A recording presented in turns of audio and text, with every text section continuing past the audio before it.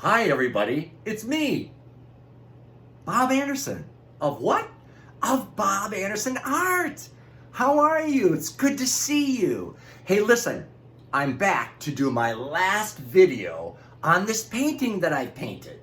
If you watched the earlier videos, you know that I had this beautiful image of this landscape printed on an 8x10 photograph, and then I reproduced it on this canvas because it's going to be a gift.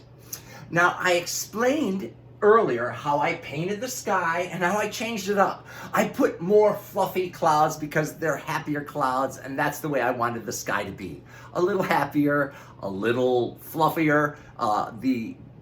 The original that I was painting from had kind of just a solid blue sky. I wanted to add a little fun to it. I like fluffy clouds, so I changed it. Then I explained to you how I painted the mountains in the background and why they're softer, because things that are further away from your eyes have more atmosphere between you and the object. So that's why they're softer. There's more atmosphere. So the mountains in the background are softer. And then I explained to you how I did the mountains in the midground and the trees. And then I explained how I painted the bank over here and the rocks and the grass and the underlayment of brown and black, and then the grass on top of that, because soil is brown. I also explained to you how I painted the bank over here and the collection of rocks that is lifted up through the water. And I also explained the river and how it comes down on the riverbed, a constantly changing riverbed. So the water bounces, and then there's rocks that the water tumbles over, and there's a little foam, and then there's movement as the water's being forced, flowing this way and flowing that way, which causes these fluffy, white, foamy water bubbles and waves and whatever you call it. And then these deeper, bluer areas where it's not churning quite so much, and these are reflecting the blue of the sky. And then as it comes down here, there's more fluffy bubbles from the waves of the water, and then here it's darker down here and deeper, and there's these deeper, darker lines of deep blue-gray and gray, and then a lighter blue swirling, giving it that movement that you see in the photograph.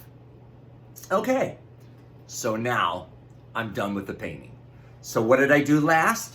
I signed it in the lower right-hand corner. Always sign your artwork. You can sign it wherever you want because it's your painting. You're the artist. I sign in the lower right-hand corner. Okay? And I also explained to you how I painted on what is called a gallery wrap style painting, which is a thicker frame on the edge, and then you paint the image all around the edges so that the painting stands by itself.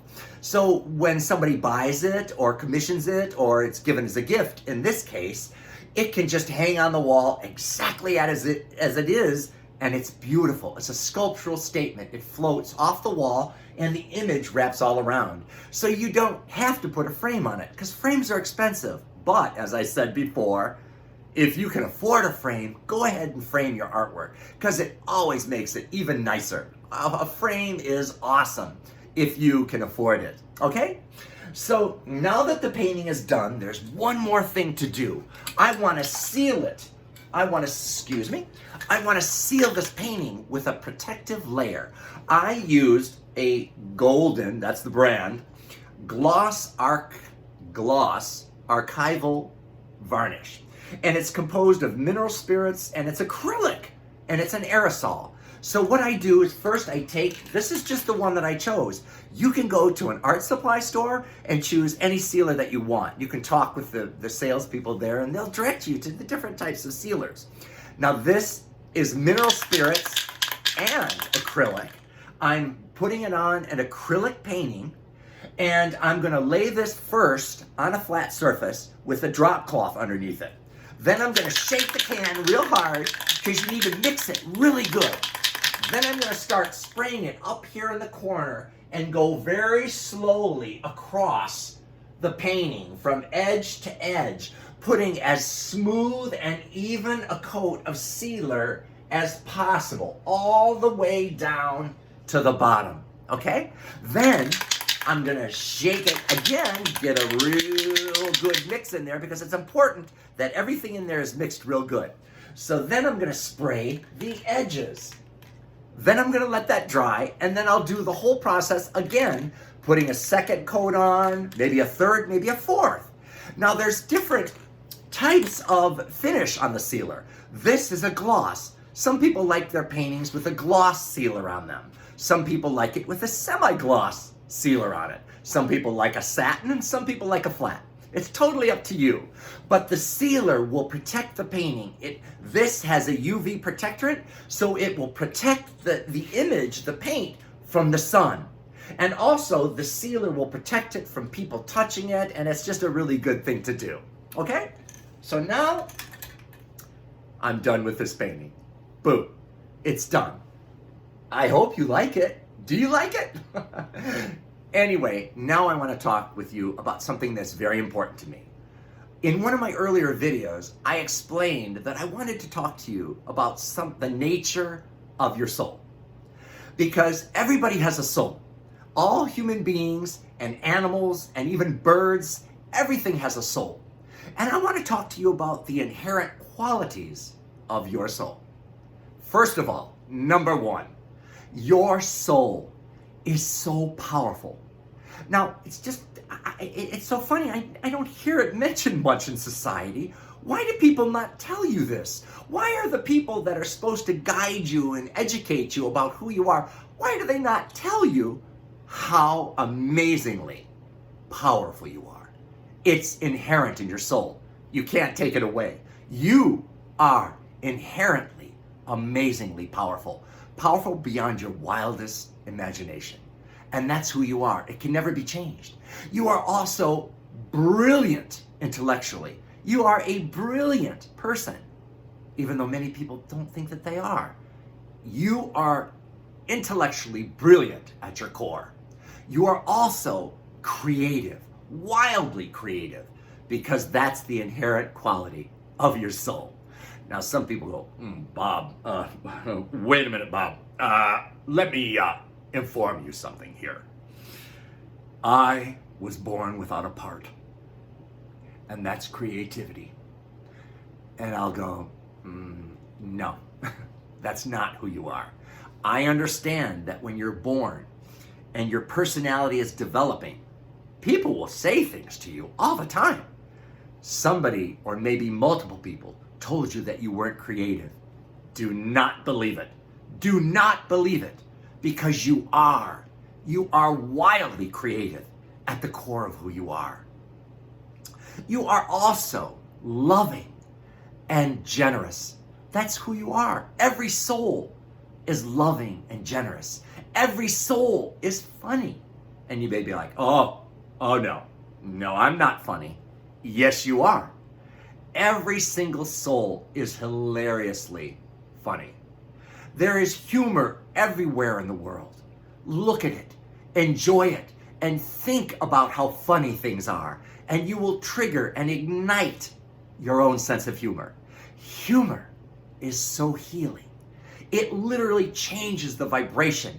Have you ever been depressed and then you started watching a funny movie, or something happened and it made you laugh, and you laughed and laughed and laughed and laughed and laughed, and then how did you feel?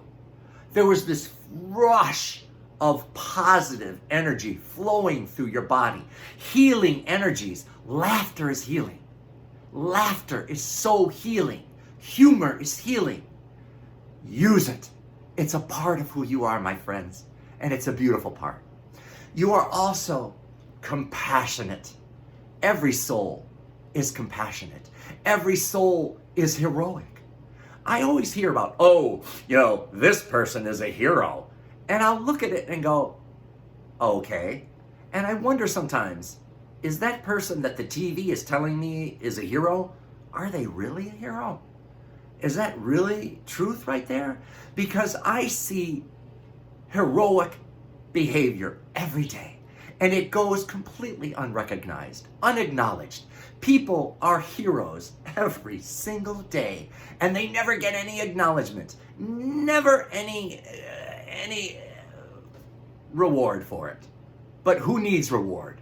just knowing that you have done something heroic is all the treasure that you need, my friends. Now, your soul is nurturing and gentle at its core.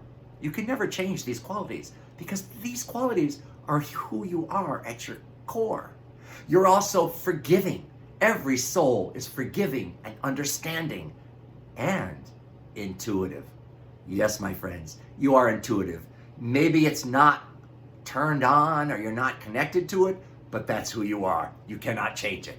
At your core, your soul is so intuitive and sensitive. And you may be like, I'm not sensitive. Yes, you are, my friend. You are so sensitive at your core.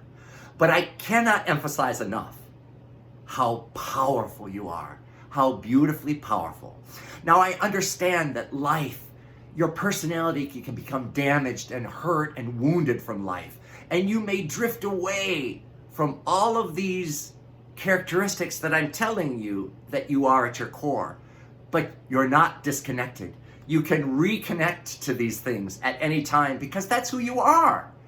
Life may wound you, but you are powerful. You are intelligent. You are creative. You are heroic. You are kind and sensitive and nurturing. You are all these things at your core. If you could only see what God sees and the angels that look down upon you, if you could only see what they see you as the most beautiful creature, flaws and all. Yes, you heard me right. Flaws and all. They see you as such a beautiful, beautiful, beautiful creature because you are. I'm telling you, these characteristics are who you are at your core. Even if you've kind of forgotten it or you're kind of a little disconnected from it, it's only in your mind that you're disconnected because these characteristics are who you are. And you are beautiful, my friends. You are so beautiful and you are powerful. And I'm going to leave you with that. This crazy guy, Bob Anderson, who is he? What's he all about? He's an artist, but I'm telling you the truth. Wake up. You are beautiful, my friends. And that's it for today. I'll see you later. Bye.